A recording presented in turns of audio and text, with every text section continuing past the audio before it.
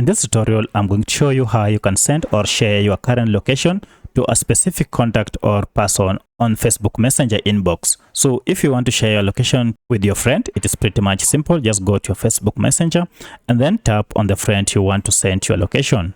For my case, I want to send my current location to this contact. From here, tap on this plus icon. And then under this, you'll see we have the last option called location. Go ahead and tap on location and then tap on allow location and then tap on allow and then tap on while using this app. And then this will go ahead and start sharing live location. So I'll go ahead and also turn on the location accuracy here. And then this will go ahead and find my address. And now it will go ahead and ask you to send the location. So if I go ahead and tap on it, now it will fetch the location data and now they have received it. So that's how you share your current location with your contact on Facebook. If you have any other question, kindly let me know in the comment section. Otherwise, if this video was helpful to you, kindly hit the like button and subscribe to this channel to support me. Thanks for watching and let's meet in the next video.